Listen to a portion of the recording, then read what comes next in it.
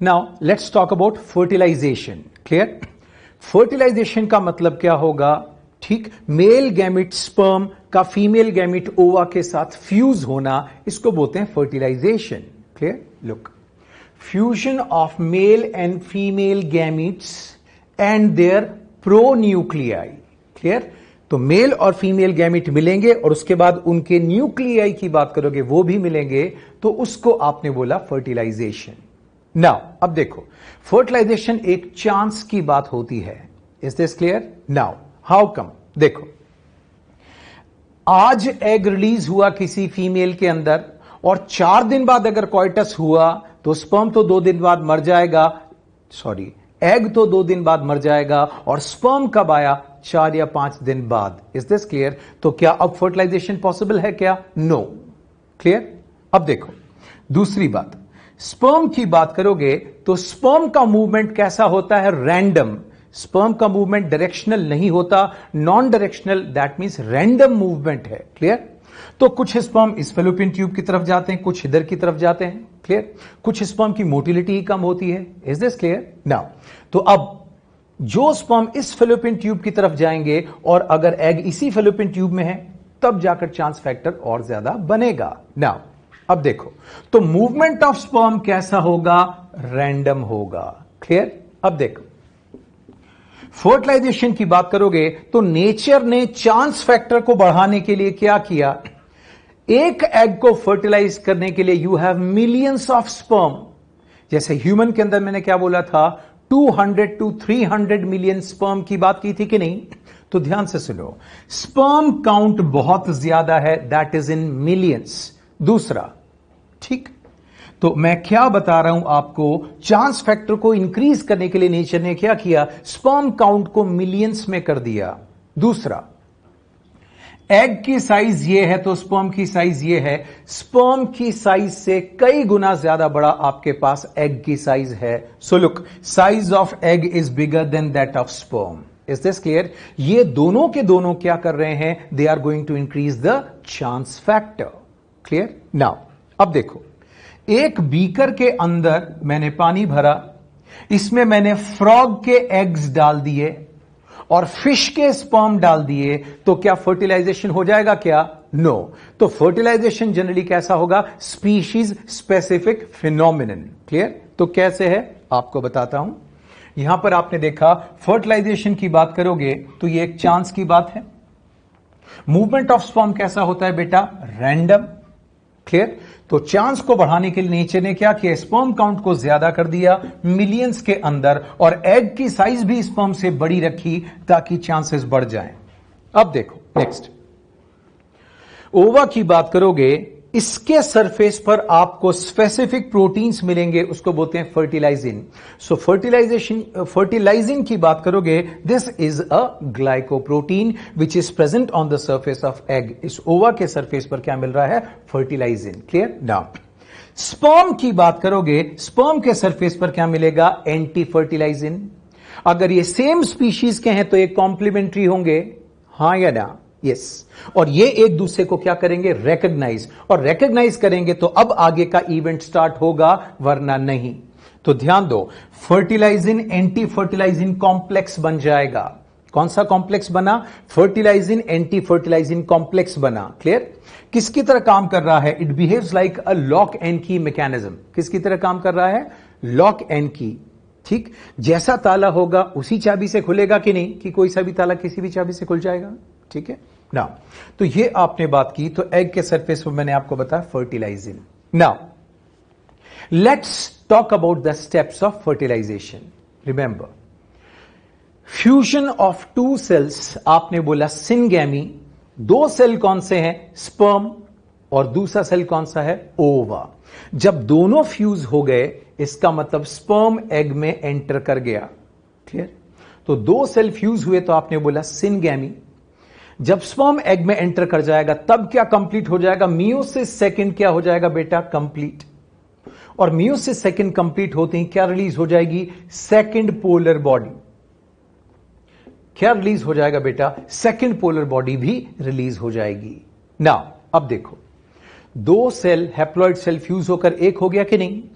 अब यहां इनके साइटोप्लाज्म की बात करोगे, ये मिक्स हो गए, इसको बोलते हैं plasmogamy. Fusion of their cytoplasm is termed as plasmogamy. Now karyo, nucleus के फ्यूजन की बात करोगे बोलोगे कैरियोगेमी, और बाद में फाइनली इनके क्रोमोसोम्स की बात करोगे, उनकी मिक्सिंग होगी, that is termed as intermingling of chromosomes, और आप बोलोगे एम्फीमिक्सिस। और अब जो डिप्लॉयड स्ट्रक्चर बनेगा, जो डिप्लॉयड सेल आपको नजर आएगा, that is termed as zygote. क्या बोलेंगे इसको? जाइगोट। तो ध्यान दो, सिनगेमी के बाद क्या कंप्लीट हो गया? Meiosis second. ठीक, अब उनका साइटोप्लाज्म फ्यूज हुआ, उसके बाद न्यूक्लियस फ्यूज हुआ, क्रोमोसोम्स की इंटरमिक्सिंग हुई, और फाइनली क्या बन गया? जाइगोट। ध्यान दो बेटा, टर्म्स आपके सामने हर लेक्चर के साथ ही नई टर्मिनोलॉजीज आती जा रही है, तो कोशिश करें हर लेक्चर के बाद आप उसे रिवाइज करने की कोशिश करें। क्लियर? साथ साथ आप पढ़ते चलें ताकि ये बैकलॉग आपका बढ़ेगा नहीं, और बेसिक स्ट्रांग हो जाएंगे तो कोई चीज आपको नई नहीं लगेगी। ठीक है ना? तो ये अपन ने बात की फर्टिलाइजेशन। अब मैं इसको डायग्रामेटिकली आपको एक्सप्लेन करता हूं। Now let's talk about fertilisation diagrammatically. देखो, जब ओवरी से एग रिलीज होता है, दैट इज सेकेंडरी oocyte, और secondary oocyte is surrounded by zona pellucida. Clear? अब देखो, यहां पर जो मैं बाहर की लेयर की बात कर रहा हूं, यह है जोना पेलिसिडा। ठीक है? जोना पेलिसिडा के ऊपर जो आपको रिसेप्टर्स मिलेंगे, उनको बोलते हैं ZP3 रिसेप्टर्स। ZP मतलब जोना पेलिसिडा। तो जोना पेलिसिडा पर कई तरह के रिसेप्टर्स हैं, पर अपन किसकी बात करेंगे? ZP3 receptors. क्लियर? स्पर्म की बात करोगे, अगर सेम स्पीशीज का होगा तो स्पर्म क्या होगा? इसको रिकॉग्नाइज करेगा। क्लियर? तो ये जो आउटर लेयर है, ये कौन है? Zona pellucida. यहां जो मैं अब आपको बता रहा हूं, ये है सेकेंडरी oocyte। तो मैंने लिखा this is the plasma membrane of secondary oocyte। Clear? तो plasma membrane of secondary oocyte और जोना पेलिसिडा के बीच में जो स्पेस है, उसको बोलते हैं पेरीवाइटिलाइन स्पेस। क्या बोलते हो आप? इसको बोलते हैं पेरीवाइटिलाइन स्पेस, और जो इसमें फ्लूइड फिल्ड है वो पेरीवाइटिलाइन फ्लूइड है। क्लियर? नाउ अब देखो, स्पर्म की बात करोगे, स्पर्म ने ZP3 को रिकॉग्नाइज कर लिया। अब स्पर्म की बात करोगे, उसका एक एंजाइम मैंने बताया था, जोनालाइसिन। ठीक, वो जोना पेलिसिडा को यहां से पेनिट्रेट करके कहां पर आएगा? अंदर आएगा, और इसको आप बोलते हो एक्रोसोमल रिएक्शन। क्या बोलेंगे इसको? Acrosomal reaction. अब देखो, जोना पेलिसिडा को पेनिट्रेट करके स्पर्म यहां पर आ गया कि नहीं? जैसे स्पर्म प्लाज्मा मेम्ब्रेन, जैसे स्पर्म सेकेंडरी oocyte की प्लाज्मा मेम्ब्रेन को टच करेगा, यह प्लाज्मा मेम्ब्रेन क्या हो जाएगी? डीपोलराइज। क्या हो जाएगी? डीपोलराइज। तो मैंने क्या लिखा? डीपोलराइजेशन ऑफ PM मतलब plasma membrane of what? Secondary oocyte। अब यहां चार्ज रिवर्ट हो गया, तो बाकी स्पर्म एंटर नहीं कर पाएंगे, जो स्पर्म टच करेगा वही एंटर करेगा। क्लियर? नाउ अब स्पर्म की बात करोगे, जहां स्पर्म टच करेगा वहां प्लाज्मा मेम्ब्रेन का छोटा सा पार्ट ऊपर उठ जाएगा। प्लाज्मा मेम्ब्रेन का एक पार्ट थोड़ा सा ऊपर उठ जाएगा। क्लियर? और एक कोन जैसा स्ट्रक्चर बनाएगा, इसको बोलते हैं रिसेप्शन कोन। क्या बोलेंगे इसको? Reception cone. Is this clear? Now ध्यान दो, स्पर्म पूरा का पूरा, मैंने बोला था मैमल्स में, लेकिन अपन तो डायरेक्टली ह्यूमन की बात करते हैं। ह्यूमन बींग्स में एक पूरा का पूरा स्पर्म एग के अंदर एंटर कर जाता है, और एंटर करने के बाद पूरा स्पर्म क्या होगा? डीजनरेट हो जाएगा। स्पर्म की केवल दो चीज बचेंगी, न्यूक्लियस और proximal centriole. Is this clear? तो ध्यान दो, जब स्पर्म पूरा का पूरा अंदर चला गया, फेगोसाइटोसिस ऑफ स्पर्म, इसको क्या बोलेंगे?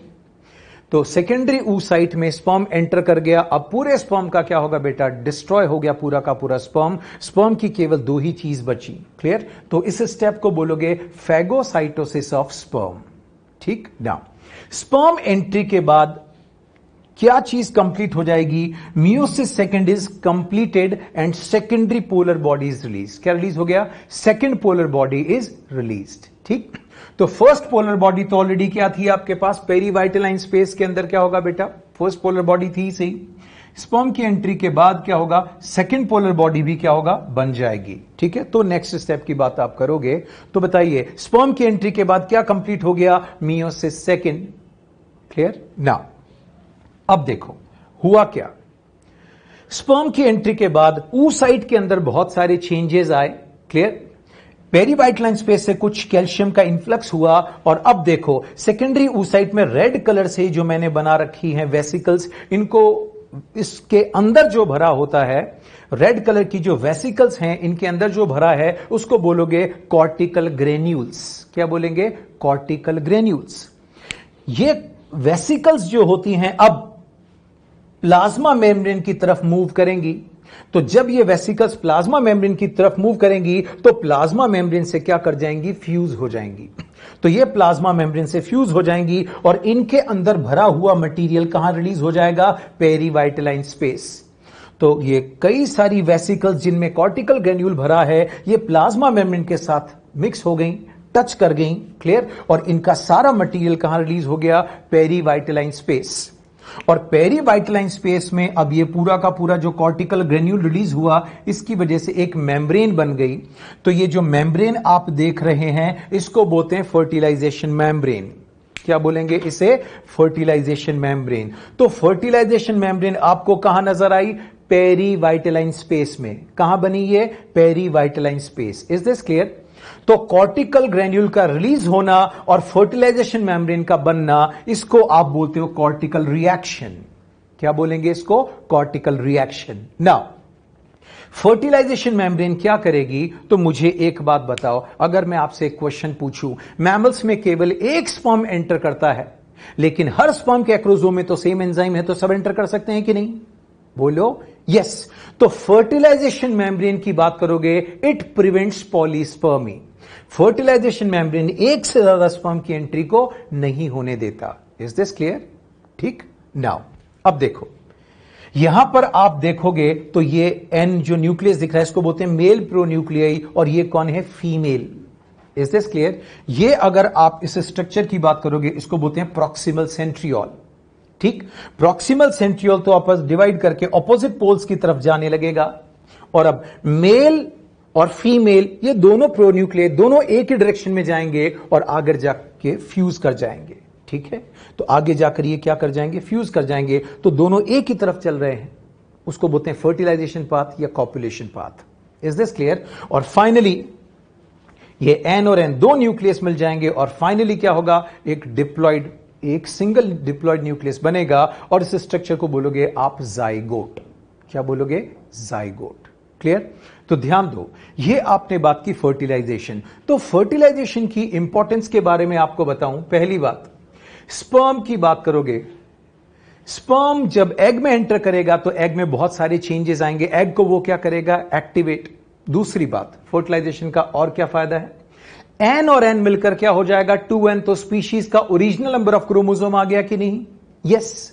स्पर्म की बात करोगे, स्पर्म के प्रॉक्सिमल सेंट्रियोल ने, स्पर्म के प्रॉक्सिमल सेंट्रियोल की बात करोगे, ये आगे जाकर क्या करवा रहा है? क्लीवेज करवाएगा। Is this clear? तो ये आपने बात की फर्टिलाइजेशन की।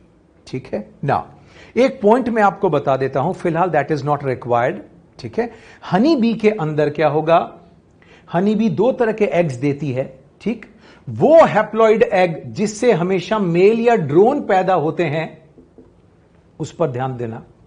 हनी बी के अंदर एक हैप्लॉइड एग जिसकी बात कर रहा हूं, जिससे हमेशा मेल पैदा होता है। क्लियर? उस प्रोसेस की बात करोगे पार्थेनोजेनेसिस, क्योंकि इन एग में स्पर्म एंटर करता ही नहीं है और ये हैप्लॉइड एग बिना स्पर्म की एंट्री के ही पूरे कंप्लीट इंडिविजुअल को बना देता है। इस प्रोसेस ऑफ डेवलपमेंट को बोलते हैं पार्थेनोजेनेसिस। क्लियर? क्योंकि यहां फर्टिलाइजेशन नहीं हुआ तो हनी बी के अंदर मेल का फॉर्मेशन अनफर्टिलाइज्ड एग से ही होगा।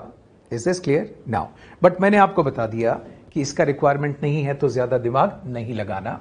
ठीक है, तो एक लाइन में फर्टिलाइजेशन। स्पर्म किसको रिकॉग्नाइज करेगा? ZP3 रिसेप्टर्स जो कहां मिलेंगे? जोना पेलिसिडा पर। जोना पेलिसिडा और plasma membrane of secondary oocyte के बीच में जो स्पेस होती है उसको बोलते हैं पेरीवाइटलाइन स्पेस।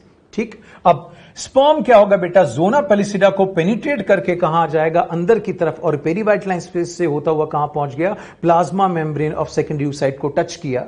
ठीक है, तो इस जोना पेलिसिडा को पेनिट्रेट करना। Is this clear? आपने बोला एक्रोसोमल रिएक्शन की बात की ना। यहां पर मैंने आपको बताया जहां स्पर्म टच करेगा वहां एक छोटा सा क्या बन जाएगा? रिसेप्शन कोन। ठीक है। नाउ अब स्पर्म अलोंग विद रिसेप्शन कोन अंदर की तरफ आ जाएगा, इसको क्या बोलते हो आप? Phagocytosis of sperm. क्या बोलेंगे? Phagocytosis of sperm. तो स्पर्म एग में एंटर करने के बाद पूरा डिस्ट्रॉय हो जाएगा, उसका केवल न्यूक्लियस और प्रॉक्सिमल सेंट्रियोल बचेगा। स्पर्म की एंट्री के बाद मियोसिस सेकंड कंप्लीट हो जाता है। क्लियर? नाउ अब देखो यहां पर स्पर्म की एंट्री के बाद ये जो वेसिकल्स हैं जिनके अंदर कॉर्टिकल ग्रेन्यूल्स भरे हैं, ये मूव करेगी और प्लाज्मा मेम्ब्रेन सेकेंडरी साइड के पास चली जाएंगी, वहां जाकर फ्यूज हो जाएंगी और इनका सारा मटेरियल कहां चला गया? Perivitelline space. और इस कॉर्टिकल ग्रेन्यूल की वजह से क्या बनी? Fertilisation membrane. तो बताइए वो कौन है जो पॉलीस्पर्मी को रोकती है?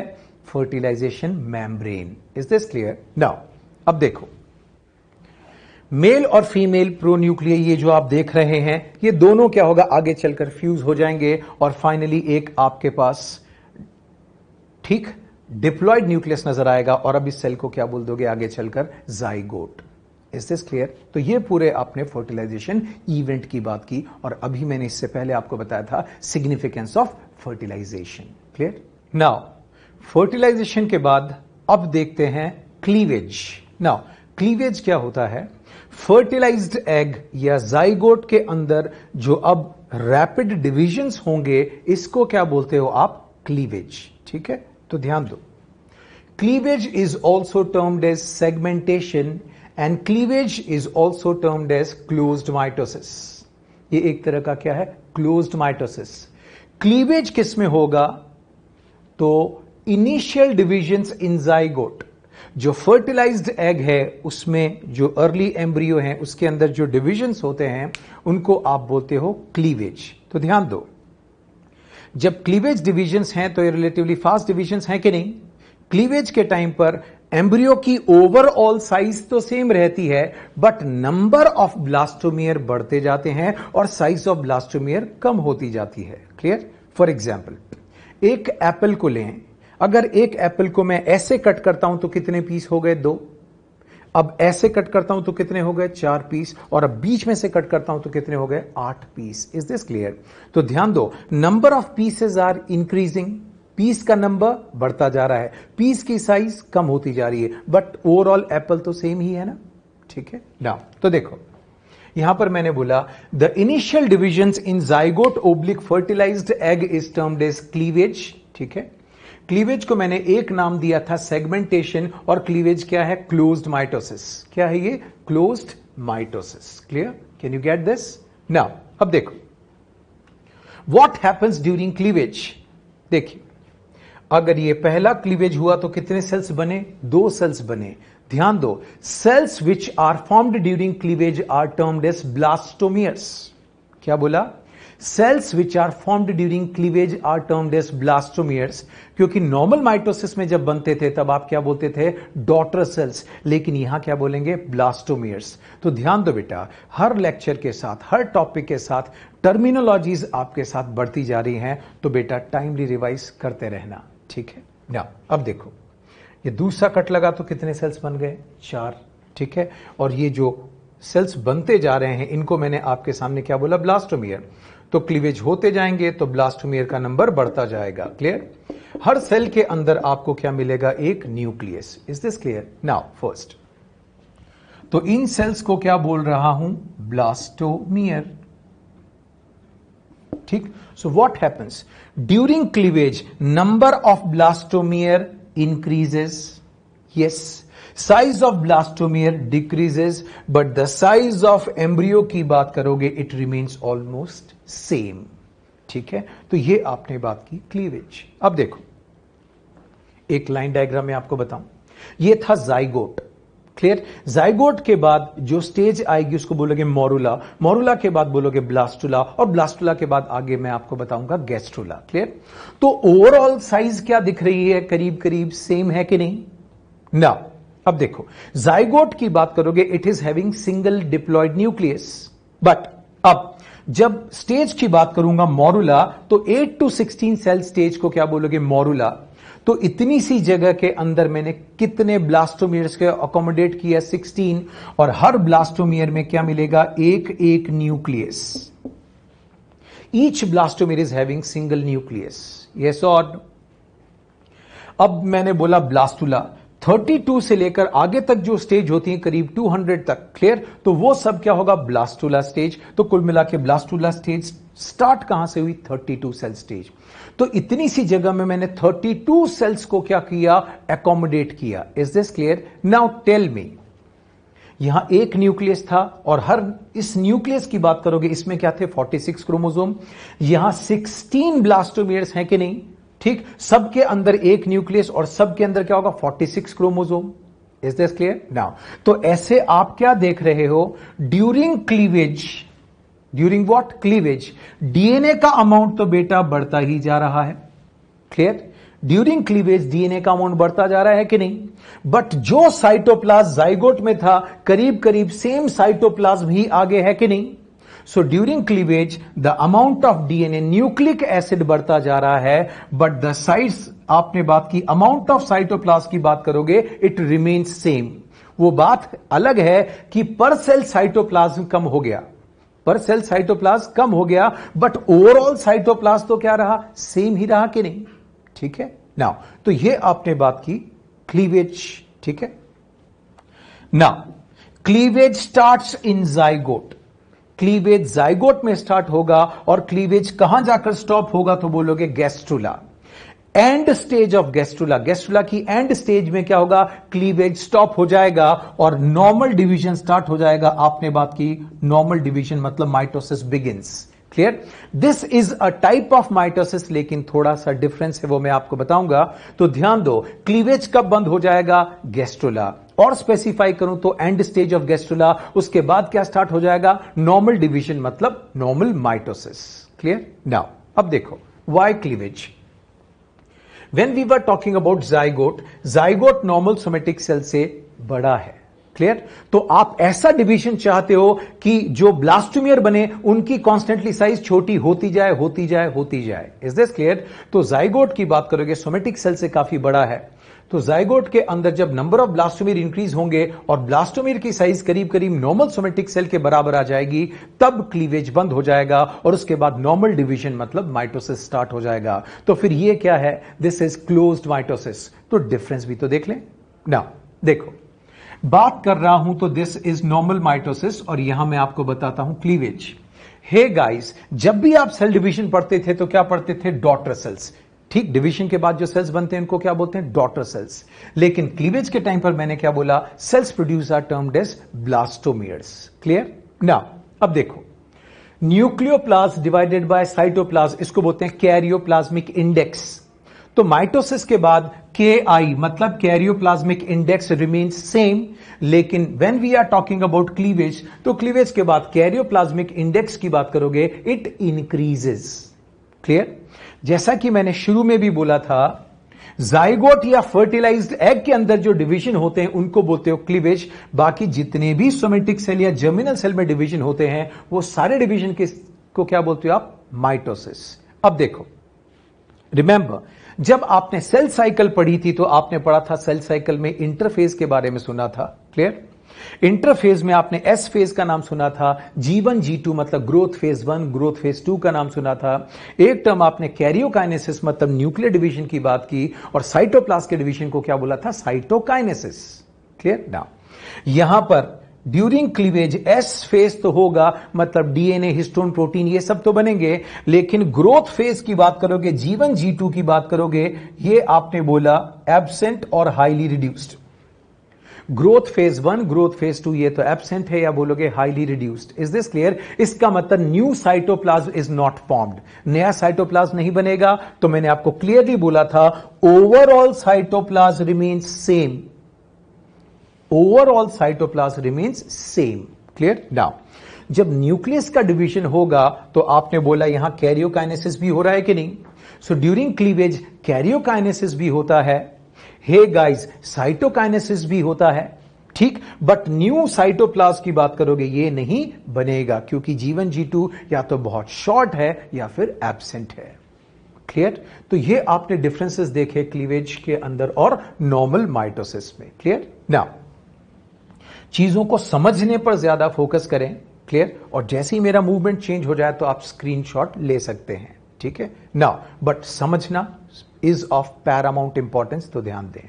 नाउ देखो, एक सेल को मान लो एक एप्पल को मैंने ऐसे कट किया, कितने 2 पीसेस हो गए, अब 4 हो गए, अब 8 हो गए, फिर ऐसे कट किया तो 16, ऐसे कट किया तो 32। इसका मतलब 1 से क्या बने 2, 2 से क्या बने 4, 4 से क्या बने 8, 8 से क्या बने 16, और ये क्या होगा 32, लाइक दिस। क्लियर?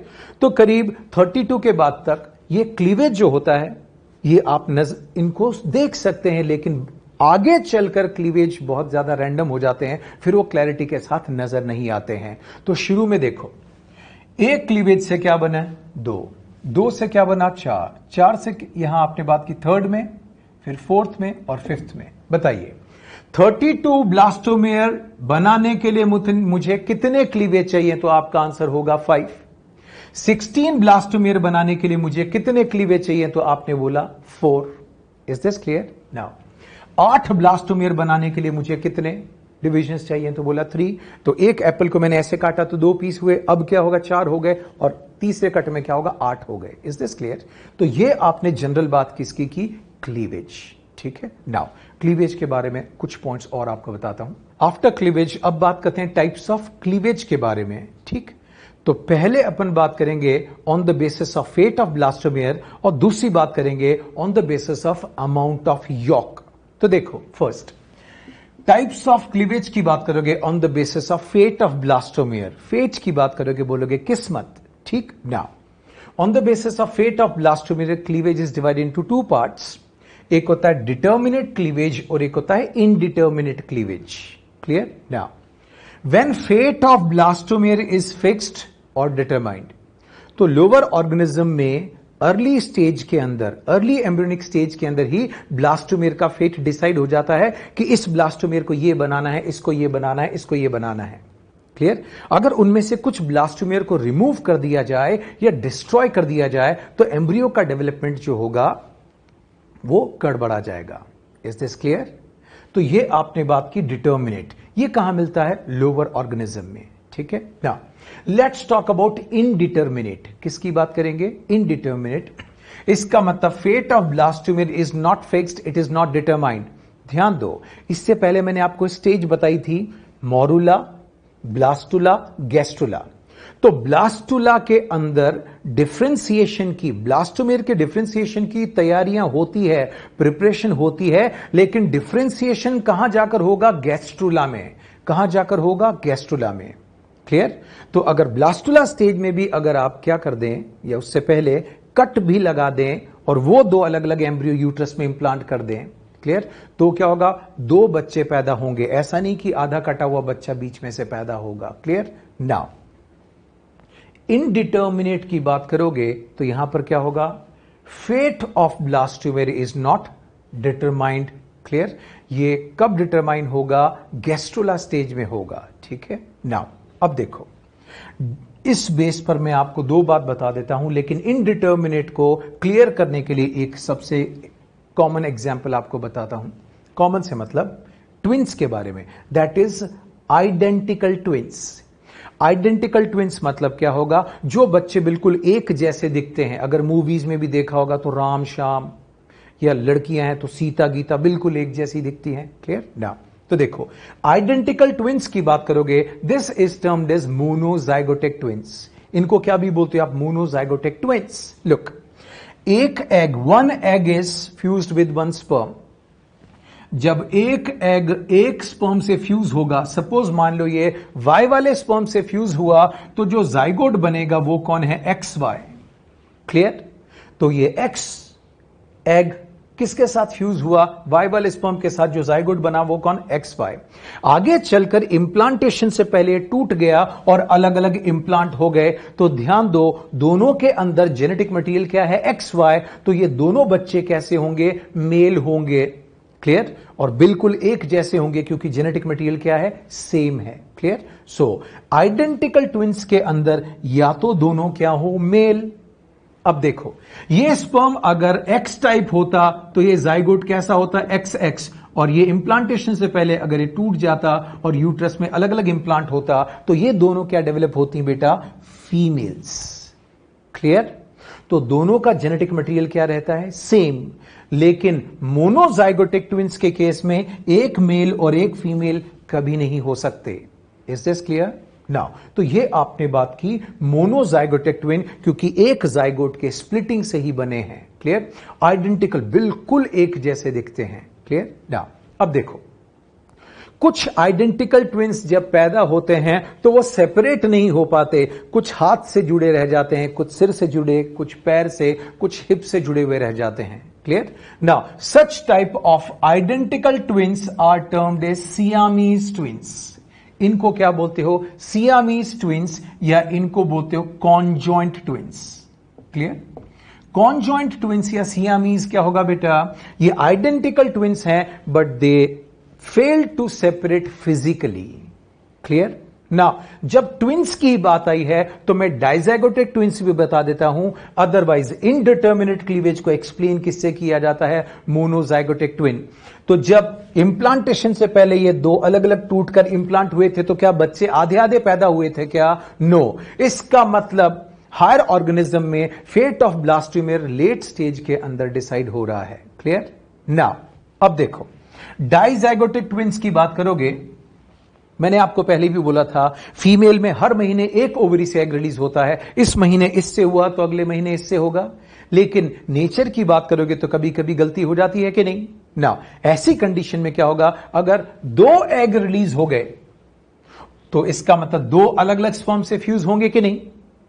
यस। तो देखो, अगर दोनों वाई वाले स्पर्म है तो ये दोनों बच्चे क्या होगा? मेल होंगे। लेकिन जेनेटिक मटेरियल की बात करोगे वो डिसिमिलर होगा। Is this clear? तो इनके क्या होगा? चेहरे वगैरह जो होते हैं वो अलग अलग दिखेंगे। बस एक साथ पैदा हुए हैं इसलिए आप इनको क्या बोल रहे हो? ट्विंस।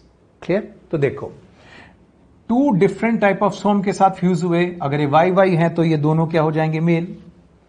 अगर ये एक्स एक्स वाले से होते तो दोनों फीमेल हो जाते, और एक स्पर्म एक्स वाला और एक वाई वाला होता तो एक मेल और एक फीमेल भी हो जाता। Is this clear? इसका मतलब two different eggs will fuse with two different sperms. तो इस ट्विन को बोलोगे डाइजैगोटिक ट्विन। इनको बोलते हैं नॉन आइडेंटिकल, बस एक साथ पैदा हुए हैं लेकिन क्या होगा? वो तो बिल्कुल आइडेंटिकल ट्विंस तो एक जैसे दिखते हैं, और ये क्या होगा? थोड़े अलग अलग दिखेंगे। और डाइजैगोटिक ट्विंस का एक और नाम है, इसको बोलते हैं फ्रेटर्नल ट्विंस। इन्हीं को क्या बोलते हो आप? Fraternal twins. क्लियर? नाउ तो समझने पर पूरा आपका ध्यान रहे, ठीक है? और जो बोलता जा रहा हूं वो टाइमली आप रिवाइज करते चले। तो ये मैंने आपको बताया types of cleavage on the basis of fate of blastomere. ठीक है? ट्विंस की बात करोगे तो ये एक बार फिर आपके पास कहां पर आ जाएगा? जेनेटिक्स के अंदर आ जाएगा। क्लियर? नाउ अब एक क्वेश्चन जो एनसीईआरटी में लिखा है वो मैं आपसे पूछ लेता हूं। If a female dog give birth to 6 puppies, एक फीमेल डॉग 6 बच्चों को जन्म देती है तो उसमें कितने एग रिलीज हुए? क्या आंसर होगा? जब तक कुछ नहीं बोला जाए, that is the case of multiple ovulation. Dog के अंदर 6 से 8 बच्चे तो यूजुअली पैदा ही होते हैं। क्लियर? क्योंकि वहां आपको ट्विंस का नंबर नहीं बताया इसलिए आप आगे की कैलकुलेशन नहीं कर सकते हो। तो एनसीईआरटी में जो क्वेश्चन लिखा है, if a female dog give birth to 6 puppies, इसका मतलब वहां 6 बच्चे हैं तो 6 ही एग रिलीज हुए हैं। समझ में आ गई बात? ठीक है? Now next, type of cleavage on the basis of amount of York. Clear? अब देखो, बेल्फर, एक साइंटिस्ट थे बेल्फर, उन्होंने एक लॉ दिया था। लॉ क्या था? Rate of cleavage is inversely proportional to the amount of yolk. इन्होंने बोला था कि जिस अंडे के अंदर यॉक जिस जगह पर ज्यादा होगा, जिस एग में, वहां रेट ऑफ क्लीवेज या तो कम होगी, और बहुत ज्यादा यॉक होगा तो शायद वहां क्लीवेज ही नहीं होता है। क्लियर? तो उसके बारे में आपको बताता हूं। तो rate of cleavage is inversely proportional to the amount of yolk. ये किसका लॉ था? Balfour's law. ना अब देखो, 2 पार्ट में आपने डिवाइड किया on the basis of amount of yolk. पहले होलोब्लास्टिक क्लीवेज की बात करते हैं और दूसरी बात करते हैं मीरोब्लास्टिक क्लीवेज। ठीक? What do mean by holoblastic? जब पूरे के पूरे एग में हर जगह क्लीवेज हो, कोई भी पार्ट अनक्लीव्ड ना रहे, उसको बोलते हैं होलोब्लास्टिक क्लीवेज। ठीक है? नाउ लेकिन जब एग के अंदर यॉक इतना ज्यादा हो तो इस पार्ट में तो क्लीवेज हो ही नहीं सकता। क्लीवेज केवल कहां होकर रुक जाएगा साइटोप्लाज्म में। तो ये हॉलो मतलब कंप्लीट क्लीवेज, मीरो मतलब it is located only in cytoplasmic region. तो देखो, in holoblastic cleavage division occurs in cytoplasm, पूरे साइटोप्लाज्म के अंदर क्लीवेज होगा और यॉक में भी होगा। लेकिन मीरोब्लास्टिक के अंदर क्लीवेज केवल साइटोप्लाज्म में होकर रह जाएगा। यॉक की बात करोगे, दिस विल रिमेन अनक्लीव्ड।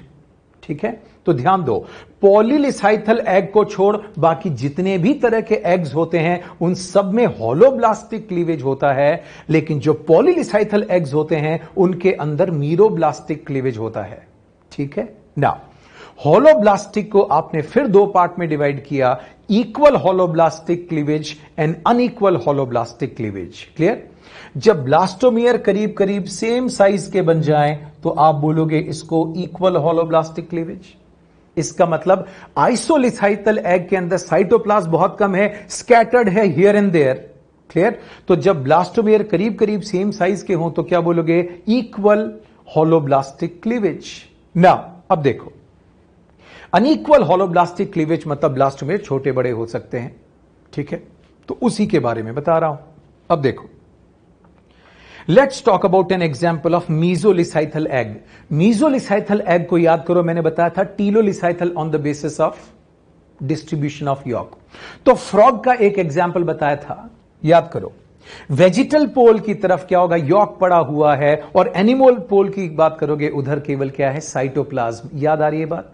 ठीक, अब साइटोप्लाज्म वाले पार्ट में तो यॉक है ही नहीं, तो यहां जो क्लीवेज होगा वो बहुत रैपिड होते हैं। ये जो क्लीवेज डिविजन्स होते हैं ये क्या होगा? बहुत फास्ट होते हैं। Is this clear? तो यहां रैपिड डिवीजन की वजह से जो ब्लास्टोमियर बने वो छोटे साइज के ब्लास्टोमियर हैं, और जहां यॉक था वहां क्या होगा? डिवीजन रेट कंपैरेटिवली स्लो थी, तो यहां जो ब्लास्टोमियर बने वो बड़े साइज के ब्लास्टोमियर बने। तो बेटा, जो छोटे वाले ब्लास्टोमियर हैं उनको बोलते हैं माइक्रोमियर, और जो बड़े वाले ब्लास्टोमियर्स बने उनको बोला मैगामियर। क्या बोला? मैगामियर। क्लियर? तो ये क्या है? Unequal holoblastic cleavage. किसमें मिले? मीजोलिसाइथल या टीलोलिसाइथल। तो एक कॉमन एग्जांपल मैंने बताया था फ्रॉग का। ना, अब कितनी बड़ी बात आ गई, ह्यूमन बींग्स। अरे ह्यूमन बींग्स का एग तो एलिसाइथल है कि नहीं? क्लियर? ह्यूमन बींग्स का एग एलिसाइथल है, लेकिन फिर भी यहां पर क्या होगा? अनइक्वल होलोब्लास्टिक क्लीवेज है। कैसे हैं? Unequal holoblastic. तो ध्यान दो, ह्यूमन की बात करोगे, ठीक, यहां क्लीवेज कैसे हैं? एसिंक्रोनाइज्ड। तो ह्यूमन के अंदर अगर मैं आपको बात बताऊं, ये पॉइंट यहां लिख देता हूं।